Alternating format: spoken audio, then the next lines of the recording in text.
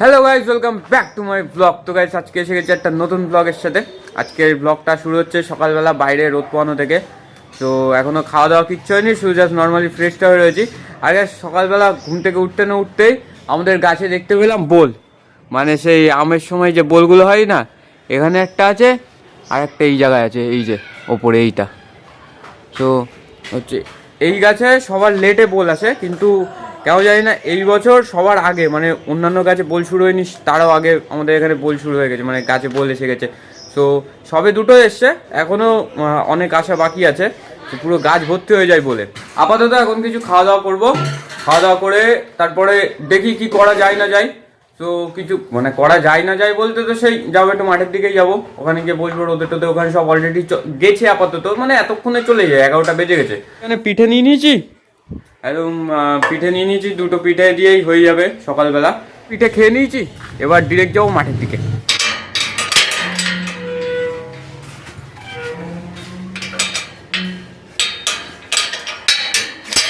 যাবি তুই?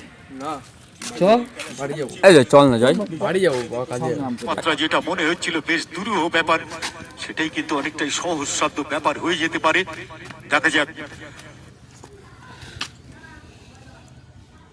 Speedy delivery আমি বলছিলাম, বিশ্ব বোলিং এন্ডে যাওয়ার সময় বলছিলাম অত্যন্ত দ্রুততার সাথে স্পিডি ডেলিভারি করে থাকেন। গতির কাছে পরাস্ত হয়ে গেলেন শুভ, আউট হয়ে গেল। অন সাইডে ড্রাইভ করতে গিয়েছিলেন। উদ্দীপন ভালো প্লেয়ার।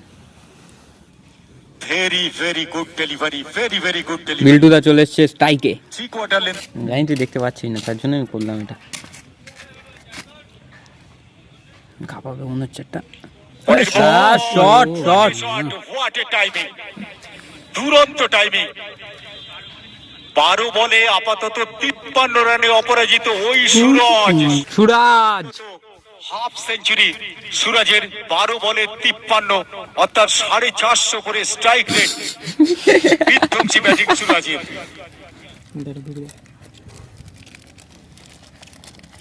পরের বল ভাই হেভি মেরেছে, কোনো গতি দেয়নি, মানে জোর দেয়নি। মনে হচ্ছে কত সহজ। পরের বল হাফ ভলি করে তুলে দিয়েছে, লং অফের উপর দিয়ে সীমানার বাইরে। Heavy shot. সুরজের ব্যাটিং দেখে মনে হচ্ছে কত সহজ ব্যাট করা। সেই সুরজ, সেই সুরজ, কিন্তু এবার আউটের সম্ভাবনা আছে। মিস করেছে। Unbelievable miss। Easy catch. এই মিস ভাবা যায় না। লং অনে যে ফিল্ডার ছিলেন, লুপ্পা ক্যাচ ছিল, লুপ্পা ক্যাচ ছিল, লুপ্পা। ভাবা যায় না, জাস্ট আনবিলিভেবল মিস। যে বাগান বাড়িতে তেমন কেউ আসেনি, এসে বসে টসে ছিলাম, যারা ছিল তারা ওই টুকটাক করে সবাই চলে গেছে, আর সামনে ওই 3 জন যাচ্ছে আর আমি আছি একা। সো আজকে তেমন কেউ আসেনি, রঞ্জনদা খেলতে চলে গেছে, খেলতে যাওয়ার কথা ছিল তা খেলতেও যায়নি। তো সেই কারণে এখন যাচ্ছি ডিরেক্ট বাড়ির দিকে।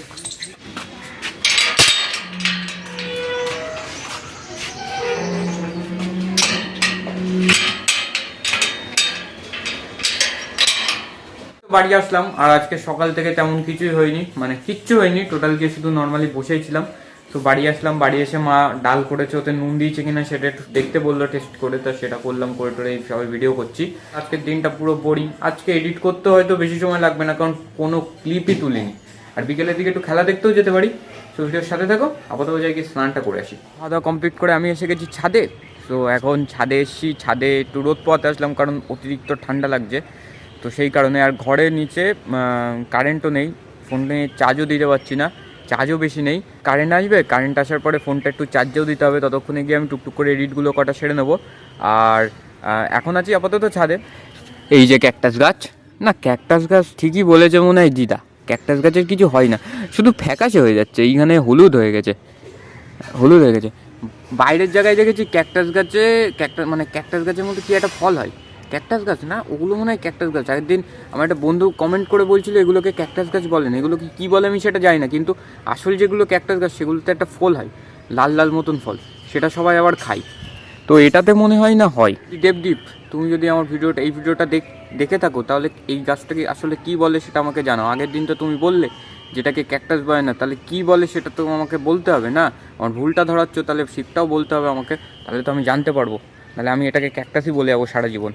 সো আপাতত এখন একটুখানি বসি টসি রোদের মধ্যে। কি ট্যাঙ্কি রাখার জন্য যে জিনিসগুলো লাগে সে জিনিসগুলো সব আছে, শুধু ট্যাঙ্কিটা নেই।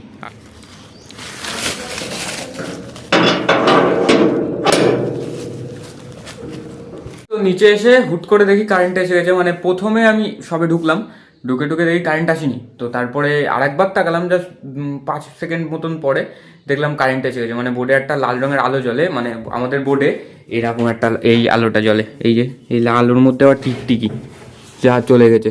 এখন যেমনটা দেখছো এখানে মাদুর টাদুর সব তুলে নিয়েছি আমি, আর ফোনে চার্জ নেই যেটা বললাম, তো ফোনে চার্জও দিতে হবে আর টুকটুক করে এডিটটাও সম্পূর্ণ করে নিতে হবে, তারপরে একটু রেস্ট নেবো। আর দেখা যাক কি করা যায় না যায়, এখন তো অনেকটা সময় বেঁচে আছে, তো দেখি তারপরে কি করা যায় না যায়। তো এখন আপাতত একটু এডিটটা সম্পূর্ণ করে নিই।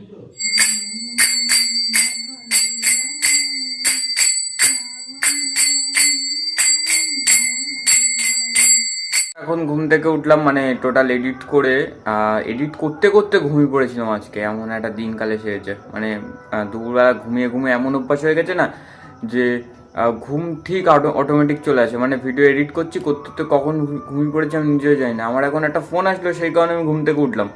সো মা বাইরে বাবার চা করছে, আর আমি এখন উঠবো, উঠে জ্যাকেট ট্যাকেট পরে নেবো, কারণ বাইরে প্রচণ্ড পরিমাণ ঠান্ডা।